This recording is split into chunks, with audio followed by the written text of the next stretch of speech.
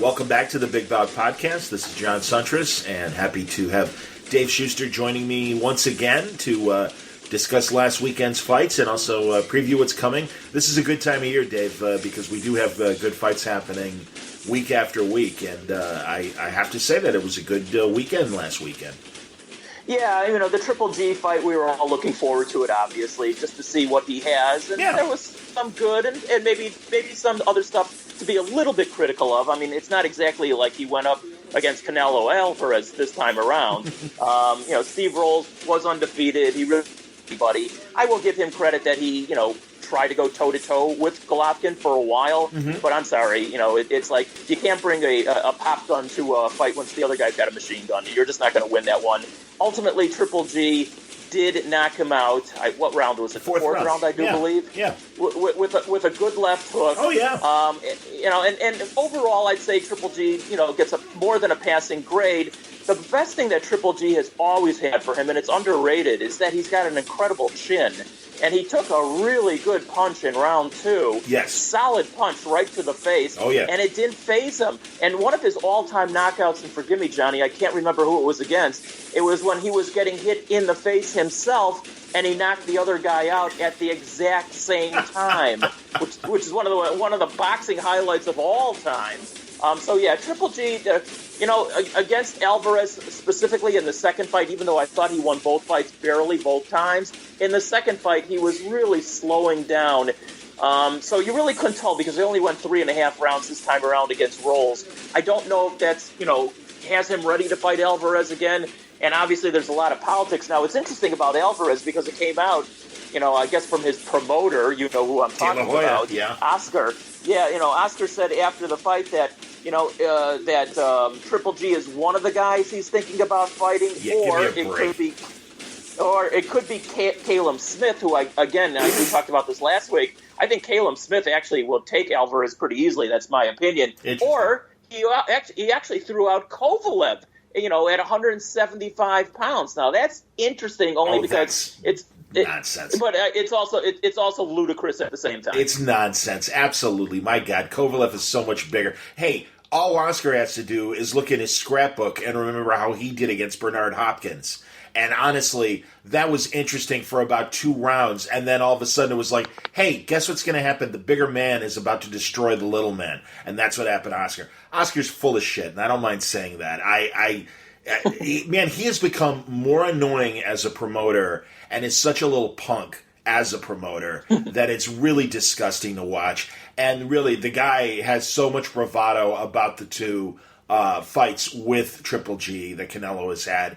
And I'm sure inside he knows that it's not a gimme. It's going to be very interesting to see Canelo and how he progresses with the new trainers, leaving Abel Sanchez as he did.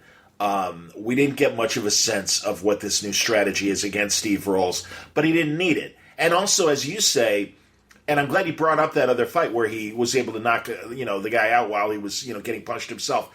This is the difference between guys that have been fighting all their lives versus these converted athletes that come to boxing late.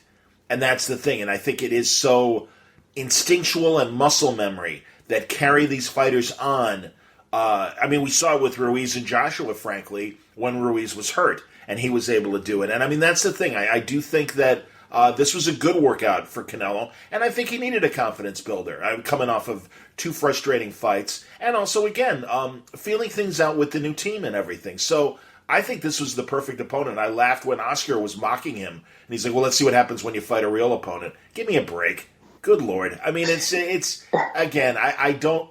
Triple G is, hey, he's in his late 30s. I get all that. But I do think that, with the right conditioning and also the right motivation, he'll be fine.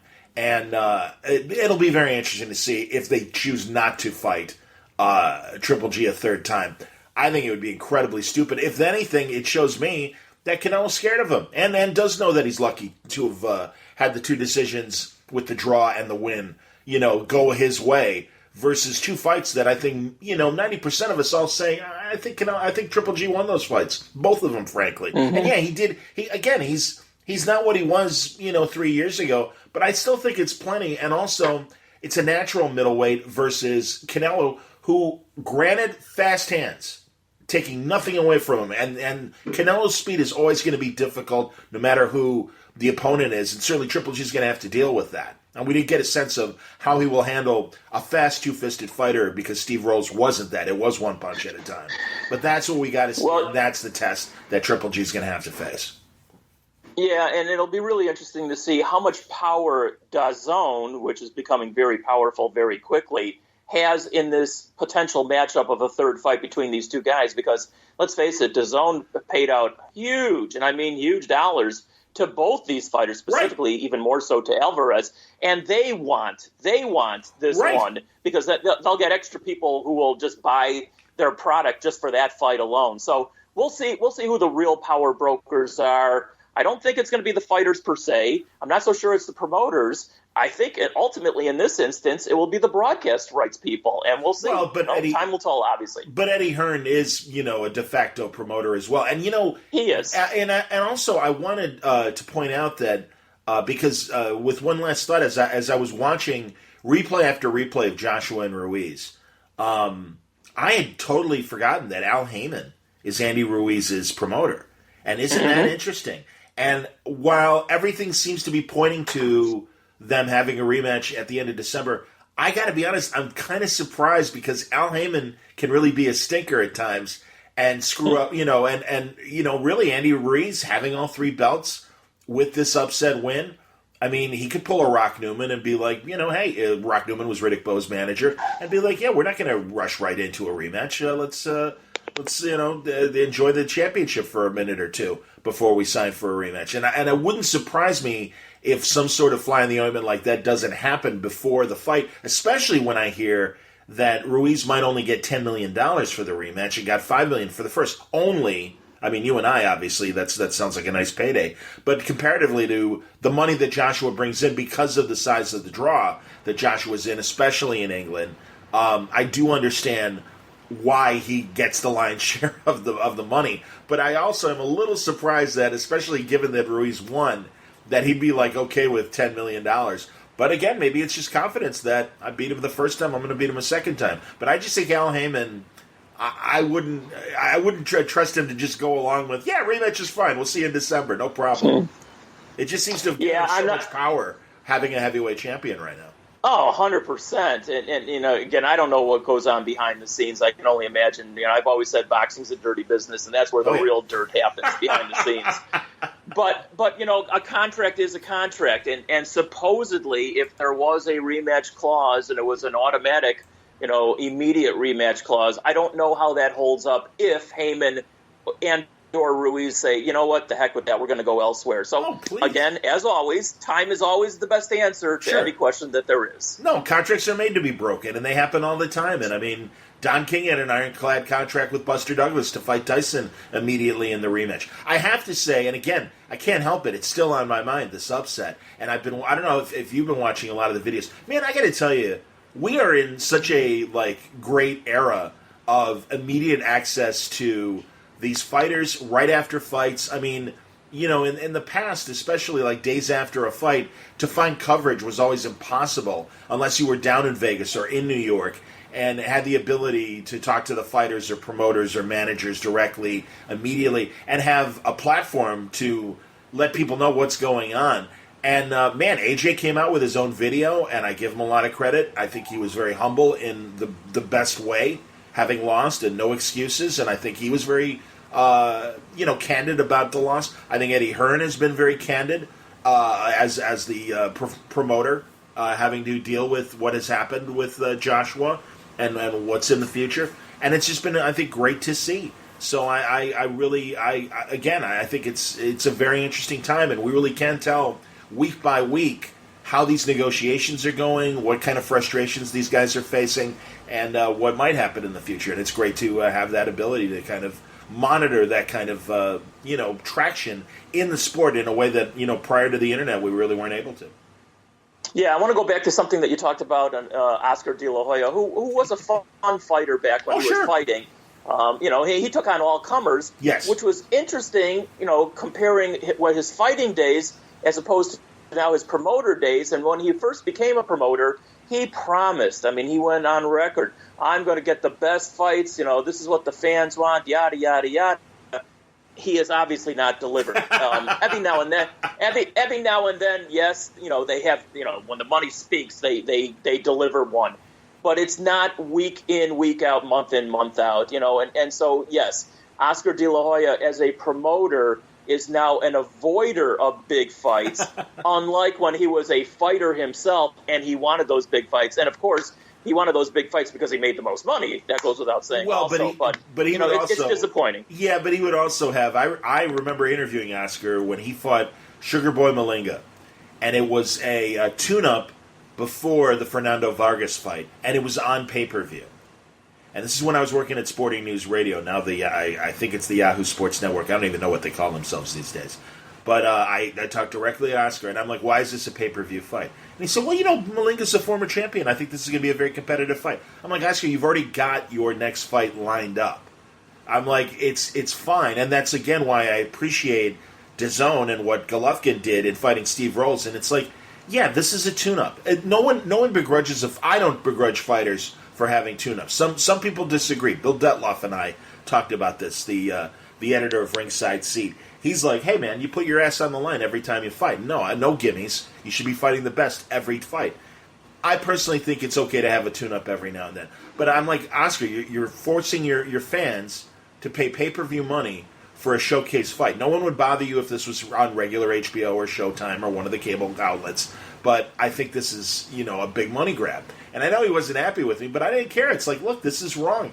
And, of course, as we know, as a promoter, Oscar has created the phrase that he has been now notoriously known for, and that's fighting marinated. Well, Golovkin and then Canelo has marinated long enough. It's on the verge of the stew losing its taste if you wait much longer. And everybody knows that Golovkin is, again, he's closer to 40 than he is to 30 at this point.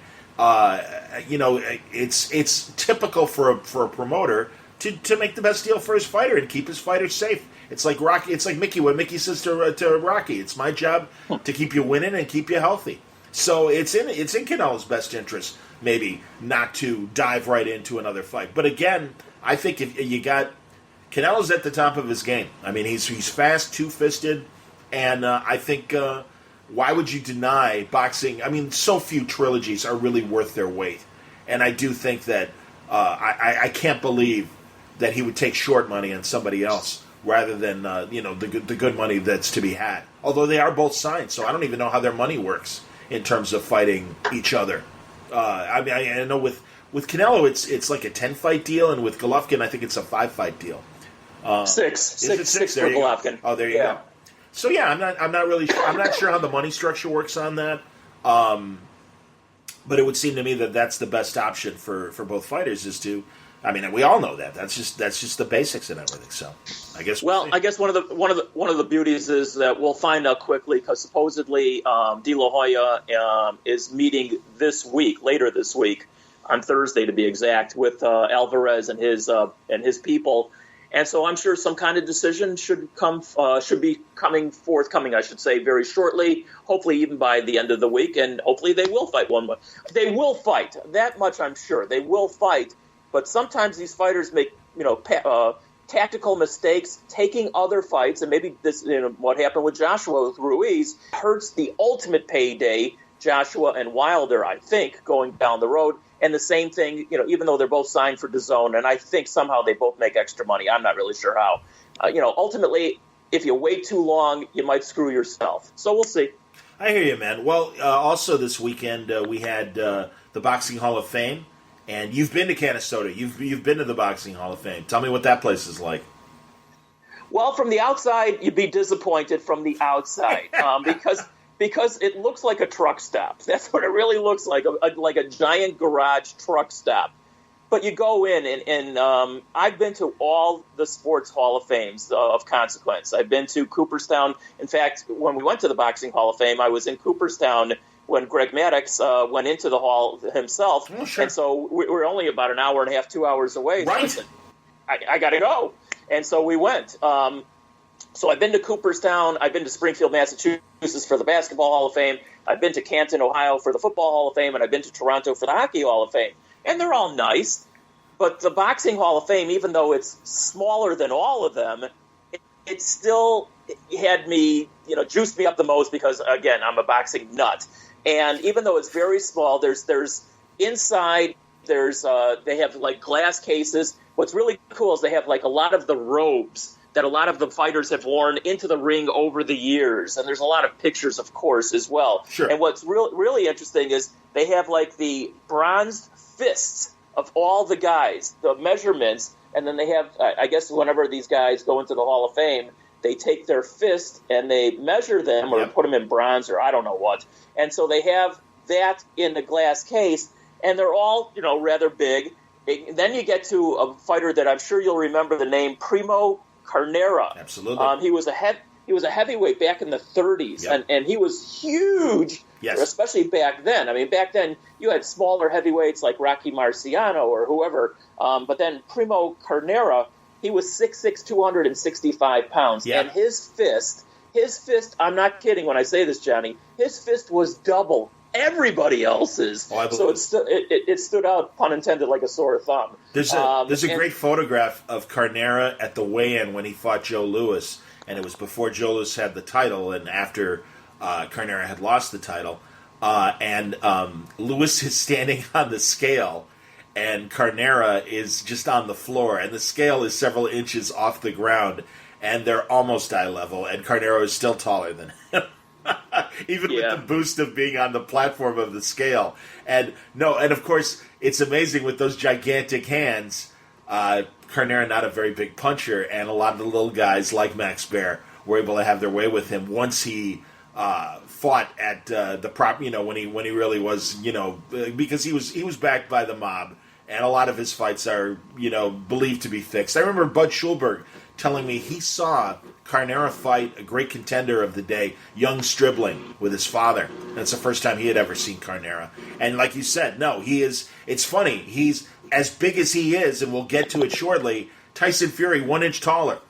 Which is kind of insane that he's actually physically a little bit. I don't know about his fist size, and I have a feeling Carnera's probably his fists are bigger than Tyson Fury's.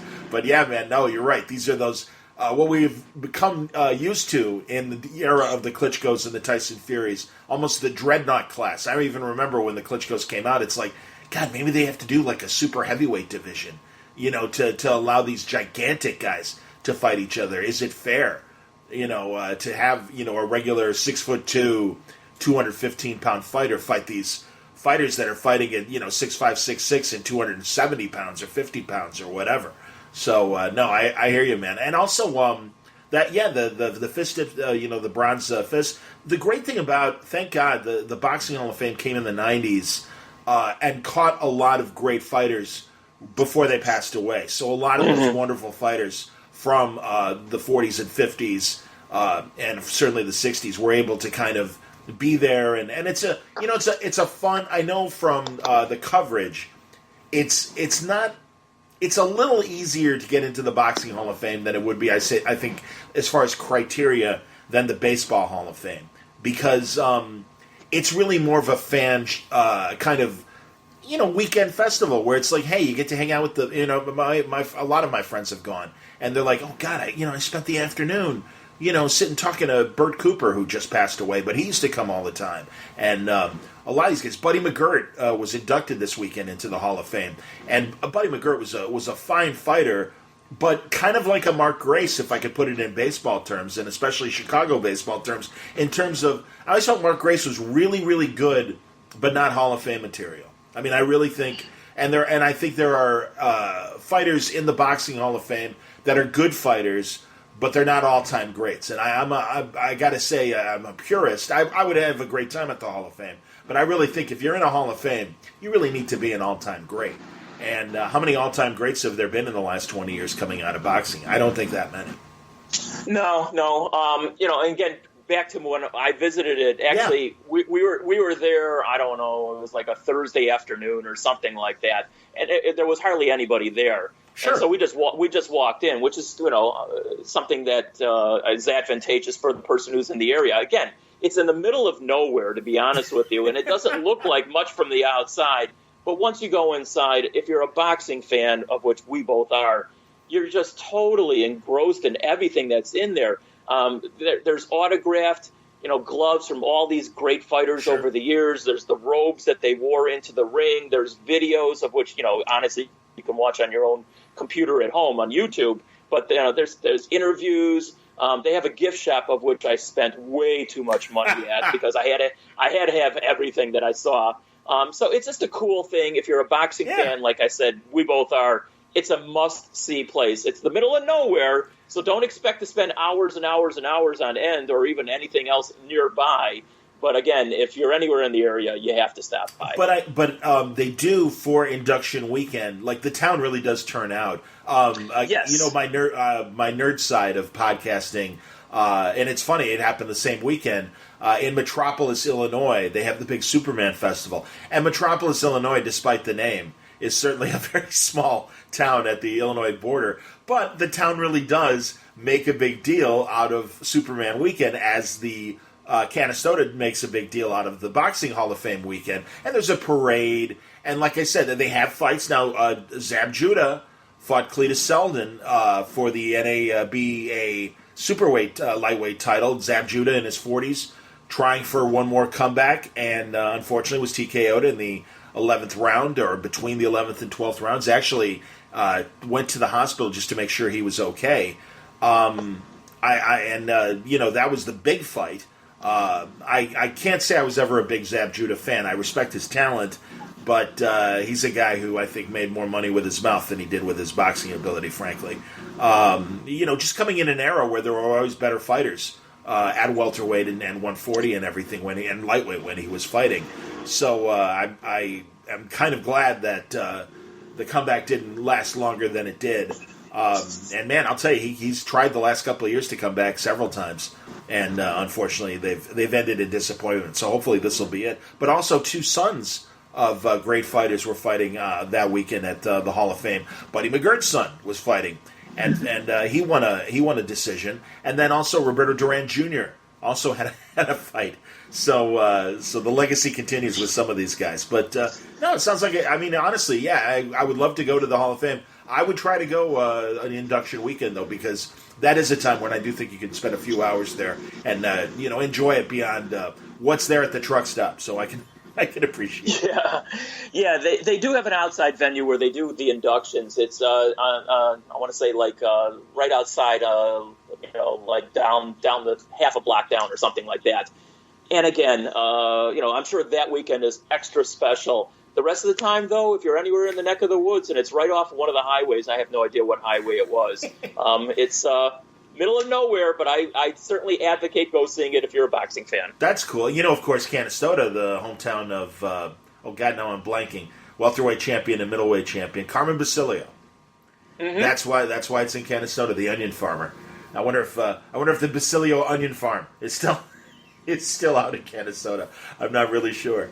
But, that was cool. All right, well, let's turn our attention to what's coming up this weekend with Tyson Fury returning to the ring. Man, all of a sudden, the heavyweight division is interesting again because of the losses. And Tyson Fury, I'll tell you, I don't know what to expect when it comes to Tom Schwartz. Yeah. And I've watched some highlights of Tom Schwartz. Seems to be a two-handed fighter. Seems to be a combination puncher. Fought mostly out of Germany. Undefeated guy. Big guy, not a small guy. Certainly Tyson Fury a little bigger. But the question is Tyson Fury's Matador style going to be entertaining enough? I do think he has the skills to win, and I'm expecting a decision win from Tyson Fury but I don't know. Maybe he'll try and make a statement. What do you think of this matchup? Well, I like it from a couple of standpoints. First of all, I just like seeing any of those three guys, and we saw Joshua lose. We saw Wilder win with the one-punch knockout in the first round, and now we're seeing Tyson Fury. So you're seeing all three of them in a very short span of time. So it's not the total barometer, but it gives you at least something to look at all three of these guys on a short-term basis and update your opinion of all three of them, I guess. What I also like about Fury, and I think it's very calculated on his part, he's fighting yet another big guy. Yep. Listen, there are, as we said, smaller guys, 6'1", 6'2". Even Ruiz at 6'2", look small in comparison, at least from a height standpoint, Totally. compared to Joshua. But I think Fury is calculating because he fought Wilder, who stood almost eye to eye with him. He's fighting this guy who's 6'6", an inch or two shorter than what Fury is. And then ultimately, if he fights Joshua, they're all of the same height. Yes. And I think that's calculated on his part. Now, Schwartz, I'm going to be honest, I really don't know much about him other than his record, and he is known to be a two-fisted fighter, and he's had most of his fights over in Europe. So, I'll go to school on him when I see him in the ring against Fury. I will agree with you, Fury does not really have that knockout punch. It's not really what he's noted for, but he's the best boxer, I think, of any of the heavyweights. Sure, absolutely. And the fact that he's able to move around and using his height advantage and using his jab. And, he's gotten in much better shape. In fact, I'm looking at him in a lot of these interviews over the last couple of weeks, and he looks like and I've seen him work out in the ring, he looks like he's in much better shape even now than he was when he fought the so-called draw against Wilder, even though I thought he won that fight. No question. Even though he got knocked down twice. No question. So, I'm anxious to see Fury. It'll give you more of a barometer of what he's all about. And like I said, I don't know anything about this other guy, but we'll go to school on him come Saturday. Well, there's highlight reels of him knocking out his German opponents and everything. And, hey, man, Germany's a great boxing country. I mean, that's the thing. It's, yes, the Europeans, aren't as rangy as American fighters. You could say that. I think Fury is an exception, obviously, as a British fighter that is rangy and uses his size. I completely agree with you. The quickness of facing Wilder, I mean, it was, I guess, too great of an opportunity to pass up, but he really only had the 2 or 3 tune-ups before then, was still very boxy, still like 260 plus pounds, I think 267 when he fought Wilder. He is in better shape now. It's going to be very interesting to see because there are cutie pie fighters, and certainly Fury is a cutie pie fighter who is more interested in being a matador and making people miss and outpointing you versus a big splashy win. What kind of statement does he want to make with this fight? Does he want to show that because he is in better shape and he is a big guy, that he can? I mean, he scored knockouts against lesser opponents, and he did it during his tune-ups. He was able to put guys away. It depends on what kind of beard Tom Schwartz has when he's fighting somebody like Fury. I don't know if he's a big enough puncher to knock Fury down or knock Schwartz down or knock him out. It will be interesting to see. When he fought Klitschko, he really fought on his tippy toes and really was a pity-pat kind of puncher that was looking to outpoint and frustrate Vladimir Klitschko. That's how he beat him. Tom Schwartz isn't the dominating fighter that Vladimir Klitschko clearly was going into that fight, and obviously he frustrated the hell out of Klitschko. It'll be interesting because, again, I think Tom Schwartz, like Andy Ruiz, at least based on his highlight reel, isn't afraid of getting inside and letting his hands go. And that's what he's going to need to do to keep Fury from stop starting any sort of attack. But, that's the thing. He's going to have to hustle and move very quickly and get inside. Is he able to do it? They are about the same size. It's going to be very interesting. And then, yeah, you're right. I think these in-between fights do show us where each fighter is prior to a big matchup. And, let's see what a better condition Tyson Fury can do. I don't know what to expect. It's on ESPN Plus. So if you're a subscriber to ESPN Plus, you'll see it that way. I'm glad it's not a pay-per-view fight. I don't know if he can handle being a pay-per-view attraction without an equally a Joshua or a Wilder as an opponent. So I'm a lot of questions going into this fight, and we'll see. I mean, again, Fury should win, but there's no gimmies. And also, I gotta hand it to Arum as a promoter because I think he doesn't give a lot of gimmies to fighters. I think we do get good competitive fights, and hell, we even saw that this weekend with the WBO featherweight title fight that was on ESPN at the same time as the Golovkin card, and I thought that was an impressive. The champ won, but hell, he got knocked down in the 5th round. What'd you think of that fight? Yeah, Yeah, Oscar Valdez is a really good fighter. Oh, yeah. I don't know if he's going to be able to stay at featherweight. I mean, you might have to move up to 130. He even said so after the fight. But he's hoping to get Carl Frampton at least one time at 126 before he moves up. I will give some credit also to his opponent in that fight, Jason Sanchez. He came to fight. Yeah. He was outgunned. But even though he got knocked down a couple times himself, he kept coming at him, which I really like. I mean, that's what fighting's all about. Sure. It was a good fight overall. I know there was some other fights on the undercard on DAZN. I really didn't get a chance to watch too many of those. And there were some undercard fights on the ESPN fight as well, on ESPN Plus. I still have them on my computer, so I'll get around to watching them one of these days. No, I'm the same way, man. And, a lot of these undercards. I mean, I have to give Eddie Hearn credit. 2 decent cards in New York, 1 week after the other. Entertaining fight cards. More so, I think, the Joshua Ruiz undercard than this week's Triple G card.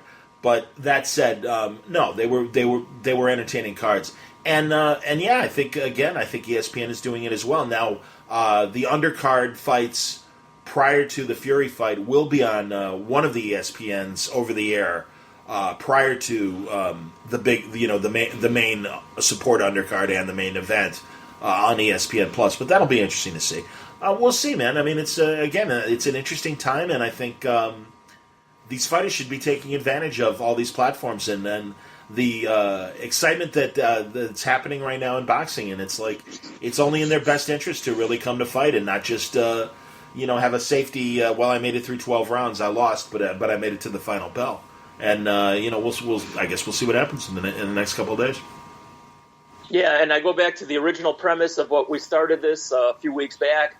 Boxing is far, far, far from dead. In fact, it's flourishing. That's why there's so much money in so many different areas. And guys like you and me, we're just the benefactors of what I think is now becoming a new golden era of boxing, because not only is it just in the heavyweight division, but you can go all the way down to the fly or even the strawweights, which I've never was a fan, honestly. But the bantamweights, the flyweights, the strawweights, some of these smaller divisions, there's some really tough guys and good fighters in them, pound for pound fighters.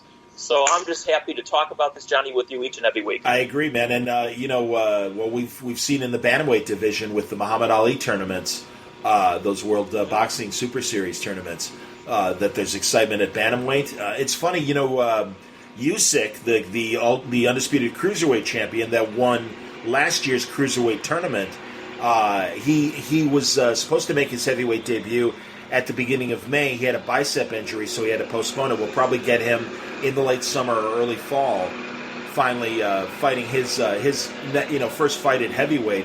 But he was quoted as saying, "Wouldn't it be great to see a World Boxing Super Series heavyweight tournament for a Muhammad Ali trophy and stuff?" And that may not be a bad idea of kind of at least getting another couple heavyweight contenders out there once the big three, now the big four, because you got to throw Andy Ruiz, I guess, in the mix. But once they settle things among the top four. But I'll tell you, watch out for Usyk, man. I think Usyk is going to be just like Evander Holyfield, splashing into the heavyweight division. And he's a very talented fighter. He's a smaller guy, but I think incredibly talented, very smart puncher, great technician. And I cannot wait to see how he does in the heavyweight division. I'm bummed that we haven't had a chance to see it yet, but that's another fight to watch for in the late summer. Absolutely. Like you said, maybe there should be an extra division for the super heavyweights. But if this guy is as good as he has been at cruiserweight and is able to tack on probably another 10 or 15, 20 pounds, who knows, as a heavyweight, let's see it. I mean, if he's that good and he can get inside of some of these bigger fighters, then who knows? If he's got the punch to knock him out, let's see it. Hopefully we will. Well, we'll come back next week and we'll see how things play out this coming weekend. But hopefully we'll have another good action weekend of boxing. And as always, David, thank you for coming on, and we'll talk to you next week. Thanks, Johnny. Appreciate it.